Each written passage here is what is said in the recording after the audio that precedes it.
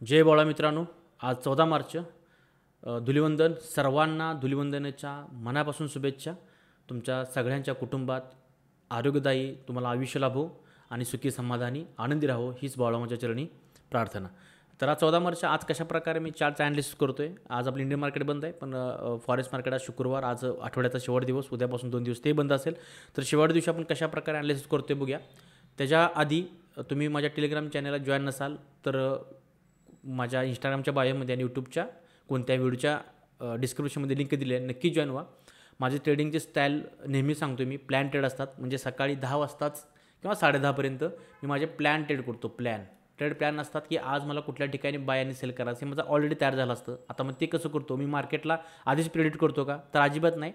नेहमीच आपण म्हणतो किंवा नेहमी आपल्यासाठी मार्केट आपल्यासाठी देव आहे, आपल्यासाठी भगवान आहे. फक्त तितकंच की मार्केटच्या 4-5 गोष्टी मी लक्षात घेतो आहे, 4-5 गोष्टीचा ॲनालिसिस करतो आहे. गेली 2-3 वर्ष त्याच गोष्टीवर सातत्यानं ठोका टाकत असल्यामुळं काय म्हणतो ना आपण, एखाद्या गोष्टीवर एक कुठला तर पिक्चर आहे बघा, मला आठवलं राहते किंवा एक इमेज आहे, ते दाखवलं आहे, त्यावर थेंब थेंब थेंब थेंब पाणी पडते पाषाणावर, दगडावर. पण ते पाण्याचा वेग किती हो आणि पाण्याची ताकद किती.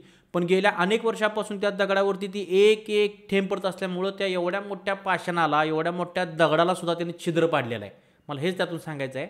मी ज्या 4-5 गोष्टीचा ॲनालिसिस केले किंवा 4-5 गोष्टी मार्केटला लावतोय ना, त्या खूप साध्या आहेत. पण मी गेली 2 वर्ष झालं रोज रोज रोज त्या करत होतो. त्यामुळे त्यातला क्रक्स कळत गेला, त्यातला गाभा कळत गेला, त्यातलं एज माझं मला कळत गेलं आणि आता मार्केटमध्ये चांगलं वर्क होतं ते. त्यामुळं जे प्रेडिक्ट करते, जर तुम्ही मला बऱ्याच दिवसापासून फॉलो करत असाल, माझ्या इंस्टाग्रामच्या स्टोरी बघत असाल, माझ्या टेलिग्रामच्या चॅनलला माझं प्रेडिक्शन बघत असाल, तर बऱ्यापैकी 60% वरती आपली ॲक्युरेसी गेलेली आहे. त्यानंतर फक्त गेम राहतो तो RRचा. ट्रेड कमी केले, RR मेंटेन केलं आणि 60%च्या आसपास ॲक्युरेसी नेली, खेळ संपला. ह्याच्या पलीकडं ट्रेडिंग काय नाही. आपलं होतं की आपण खूप अवघड काय ते शोधायला जायला लागलो मार्केटमध्ये, पण मार्केट सांगते की अवघड मार्केटमध्ये काय नाही, मार्केटकडं सोप्या पद्धतीनं बघा तर तुम्हाला सापडेल. कालच उदाहरण सांगतो. काल मला टेलिग्रामवरती मी मार्केटच्या अपडेट देत असतो किंवा मला काय वाटते सांगत असतो किंवा माझे दिवसाचे प्लॅन असतात, ट्रेड तिथं मी शेअर करत असतो. मी कुठलीही कॉल टिप त्यामध्ये देत नाही किंवा ट्रेड हे बाय करा, सेल करा असं चुकूनसा सांगितलं नाही किंवा सांगणार नाही का, कारण ह्याचा उपयोग नाही हो. तुम्ही तात्पुरतं त्यावर ते जगाल, पण परत आयुष्यभर परत काय करायचं आहे, दुसऱ्या जेव्हावर मार्केटमध्ये पैसा कमवता येणार नाही. त्यामुळे मी तिथंच तेवढं सांगत असतो. पण मला काल फोन आला की सर तुम्ही टेलिग्रामवरती सकाळी 10-10:30 तुमच्याकडे जे ट्रेड पोस्ट करताय, प्लॅन पोस्ट करताय, त्यानंतर सर असं नका करू, आम्हाला अर्ध्या तासानं 1 तासानं सांगा जेव्हा बाय करायचं का सेल करायचं. म्हणजे त्या मित्राचं काय म्हणणं होतं, मी एक दिवसाला त्याला 10-20 ट्रेड द्यावेत, सारखं बाय सेल सांगावं. कारण सवय लावली ना लोकांनी, हीच सवय लावली सारखं ते रॉकेट उडलेली. आणि माझ्या टेलिग्राम चॅनलवरती एक पण रॉकेट, एक पण जाळ आणि असं फुटलेलं असं काय दिसणार नाही काय. त्यामध्ये सिम्पल असतं लिहिलेलं. टार्गेट अचीव झालं तर ते बिफोर आफ्टर टाकतो आणि त्याच्या आधी एक इमेज टाकत असतो मी. ह्याच्या पाठीमागे कारण काय, सारखं लोकांना खेळ ठेवायचं. Coming soon, next trade coming soon, next setups coming soon, loss झाला आहे रिकव्हरी सून, काळजी करू नका, हिथं घ्या, SL ट्रेल करा, SL लावू नका, SL जरा मोठा करा, प्रॉफिटसाठी थांबा, संध्याकाळीच तुम्हाला न्यू सेशनच्या वेळी मी बुक करून देतो. सारखं गुंतवून ठेवले सारखं. आणि काय झालं असते, ह्यामध्ये आपल्यासारख्या गरीबाची काही चुकी नाही. हे पैसा जाऊन ही आधी बेजार झाला असते. त्यामुळे त्याला वाटतंय बाबा करल कुठं तरी, आलं कवर माझं. त्यामुळे ती वाट बघते चातकासारखी की आज ना उद्या हे ह्याचा पाण्यास थेंब पाडल माझ्यावर प्रॉफिटचं. पण किती दिवस अवलंबून राहणार आहे असं काय नसतं. मी लिहून द्यायला तयार आहे, स्टॅम्प पेपर मी लिहून द्यायला तयार आहे की जो कोणी दिवसातून 10-20 ट्रेड रोज करत असेल किंवा त्याच्यापेक्षा जास्त करत असेल, तो एंड ऑफ ट्रेडिंगच्या लाईफमध्ये कधी प्रॉफिटेबल होऊ शकत नाही. ट्रेडिंगमध्ये एकच नेम सगळ्यात मोठा आहे, तो म्हणजे दिवसातून 2 ते 3 पण मी खूप बोललो, पण 2 ते 3च ट्रेड घेणं हा सगळ्यात मोठा फंडा, हा सगळ्यात मोठा मंत्र आहे.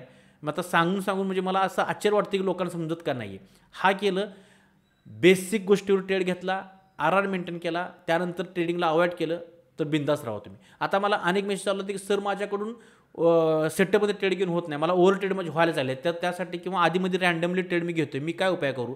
तर मी 2 उपाय सांगितले. पहिला उपाय तुम्ही करू शकताय, एक म्हणजे एक फंडेड अकाउंट घ्या $5,000 वेगळं, अगदी $40 मिळते. आणि असं किडा उठणारे ट्रेड आहेत नाही, जे रँडमले आहेत, सेट विन आहेत, म्हणजे आपल्या सेटअप विन आहेत, तर त्यामध्ये घेऊन तो ट्रायल करायचा. काय होते त्यामुळे तुम्हाला लॉस होणार. लॉस व्हायला आले की स्वतःच्या मनाला सांगायचं असं घर जळते बघ घेणं, त्यामुळे घ्यायचं नाही.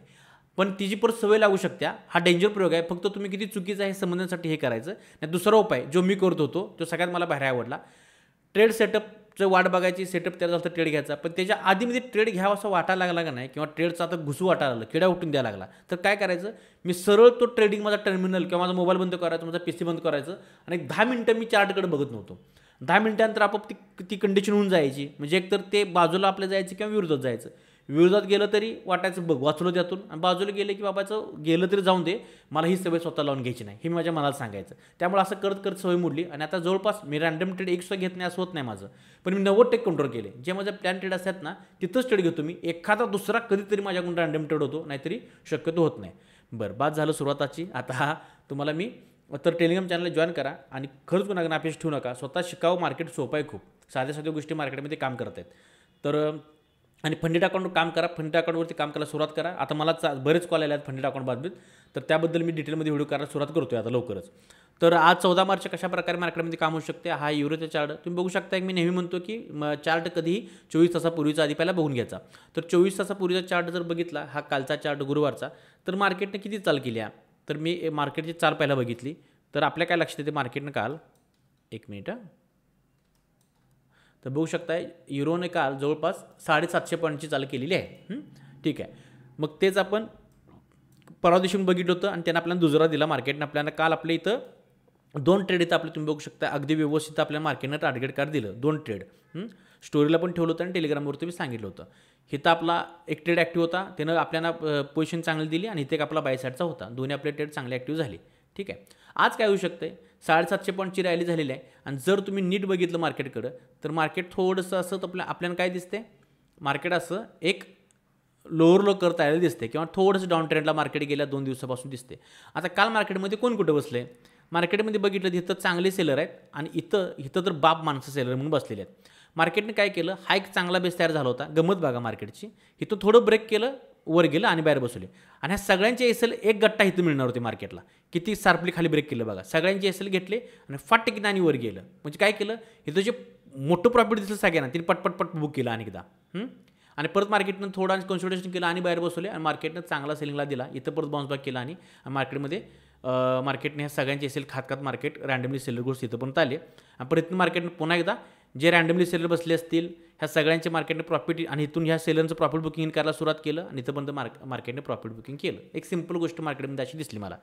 मी ट्रेड ॲनालिसिस करताना कुठल्या गोष्टी चार घेतो, सपोर्ट रेशन्स बघतो, एसएल आणि टीम बघतो, प्रॉफिट बुकिंग बघतो, एसएल आणि कुठं पण होणार आहेत, एसएल क्रिएट व्हायला कुठं सुरुवात होणार आहे, प्रॉफिट बुकिंगवाला सुरुवात कुठून होणार आहे, कुठली सायकोलॉजिकल लेवल काम करणार नाही, कुठली करणार आहे, आज कुठली मेजर लेवल आहे, कुठली वीक लेवल आहे, मोठे प्लेयर कुठून गाडवायला सुरुवात करतील, ह्या 5-6 गोष्टीचा अंदाज घेतो. तुम्ही मला तेवढ्या सगळ्या गोष्टी कशा बघताय, तर ते प्रॅक्टिस करून त्या गोष्टी सवय झाले आणि अगदी 2-4 मिनिटात माझा ट्रेड तयार होतोय. हे तुम्हाला पण होईल, शक्य होईल. हे खूप सोपं आहे, फक्त तुम्ही स्वतःवर जरासा फोकस ठेवा. ठीक आहे. आता काय दिसते मार्केटमध्ये, मला इथे सेलर दिसतात, इथे सेलर दिसतात. मला बाहेर मार्केटमध्ये इथे चांगले दिसतात. आज 7:30ला हाय इम्पॅक्ट न्यूज आहे, त्यावेळी फक्त मार्केटपासून थोडंसं लांब राहा. त्यामध्ये बाजीगर होऊन अजिबात घुसायचं नाही, नाहीतर काय म्हणतात त्याचा कार्यक्रम होते. मग आता काय होईल, मार्केटमध्ये सेलर येतात.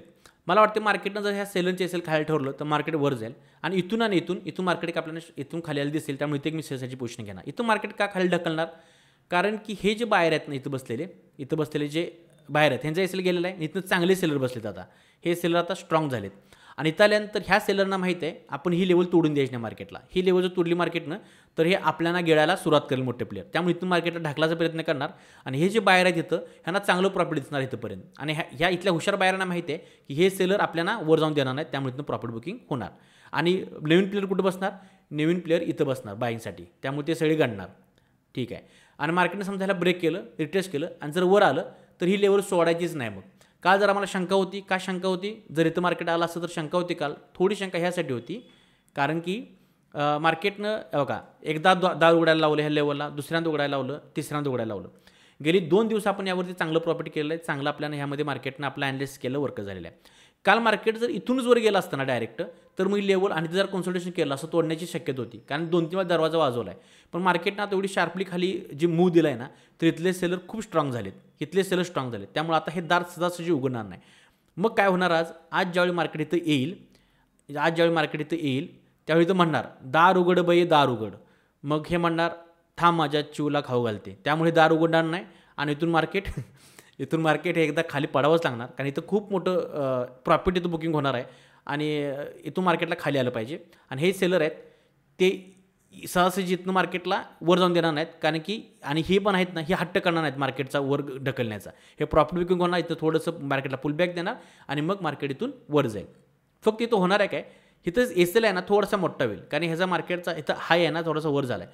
मला वाटते साधारण इथं एस एल एक 200 पॉईंटच्या आसपासचा एस एल काय तर आहे, 180 काय तर 200 पॉईंटचा. पण ह्याचा अर्थ असा नाही की मी इथं ट्रेड घेतल्यानंतर माझा एस एल वाढणार आहे. समजा आता ह्या ट्रेडमध्ये मी एक $150 एस एल देणार होतो किंवा देणार आहे, तर मी किती काय केलं असतं मग, $1 एस एल स्टँडर्ड लॉटनं ट्रेड मारला असता सेल सॅटचा आणि $150 इथं कुठेतरी बुक केले असते. पण मला माहिती आहे की लॉजिकली एस एल इथं लागतो आहे आणि मला तर $150 फक्त एस एल द्यायचा आहे. म्हणून मी समजा इथं एक लॉटनं स्टँडर्ड लॉटनं इथं सेल केलं, त्यानंतर माझा एस एल उडला. पण मार्केट जर इथं येऊन परत मार्केट जर असं फिरलं काय, तर मला वाईट किती वाटणार. मला माहीत असताना मी ही चूक केली का नाही, तर मी काय करणार, माझ्या लॉसमध्ये काय मी वाढवणार नाही. लॉस माझा एवढाच राहणार $150चा. फक्त मी काय करणार आहे आता, इथं आल्यानंतर मार्केटला मी एक लॉटनं सेल नाही करणार. इथं मी फक्त 0.30 एक पोझिशन ॲड करणार. इथं थोडं वर आल्यानंतर इथं एक 0.30 माझी पोझिशन मी दुसरी ॲड करणार. आणि इथं आल्यानंतर इथं माझ्या सगळ्या पोझिशन ॲड होणार. इथं मार्केट पडलं तर माझं प्रॉफिट बुकिंग करणार मी. आणि समजा मार्केटनं माझं नाही जुमानलं, मार्केट म्हणलं आज मी तुझे गलत ठरवूंगा, मी दार उघडले आणि मी चिव त्याला खाऊन देणार नाही, मी वर जाणार, तर जाऊन दे वर. माझे ठरला $150 लॉस आहे तोच फक्त देणार मी फक्त क्वांटिटी माझी जी घ्यायची होती ती मोडून ॲव्हरेज केली, क्वांटिटी वाढवली नाही. मी ती कमी करून मी ॲव्हरेज केली. पण माझा लॉस वाढवणार नाही अजिबात. मी लॉस जेवढा ठरला तेवढाच देणार, कारण मला तेवढा लॉस दिल्यानंतर मला रात्री झोप येणार आहे. लॉस जास्त केला तर रात्री डोकं आपटून घेऊन रडण्यापेक्षा स्वसणार लॉस देऊन गबगार झोपलेलं चांगलं. ठीक आहे. आता लक्षात घ्या, इथं काय होणार आहे माहिती आहे का, इथं लेवल बघू शकता तुम्ही, 9,500चे ग्राउंड फिगर लेवल आहे. त्यामुळे इथे मार्केटमध्ये थोडीफार माणसं बसली असणार, ती मार्केटला माहिती आहे. त्यामुळे एखादा स्पाईक देऊन मार्केट खाली येऊ शकते.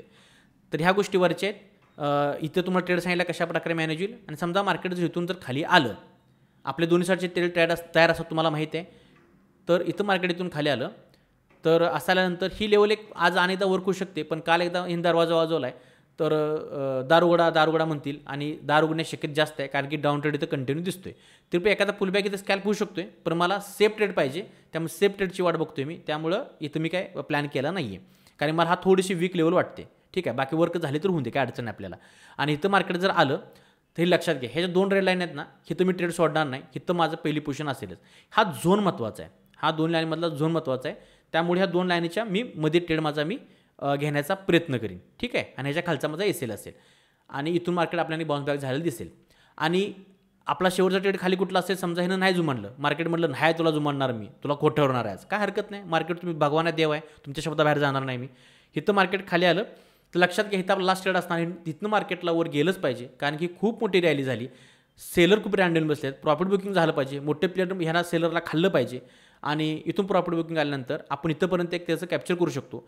आणि मार्केटनं जर ह्या लेवलला तोडलं, ह्या पिवळ्या लेवलला, तर लक्षात घ्या इथून खाली आहे ना दरी आहे, दरी. मग ह्यानं जर तोडलं मार्केटला, इथून खाली दरी आहे, मार्केट असं दरीत खाली कोसळत राहील. मग त्या दरीत खाली कोसळत नसेल तर मार्केटला दरीच्या आधी एक पॅराशूट लावून वर उडलं पाहिजे, तर इथं माझा शेवटचा ट्रेड असेल.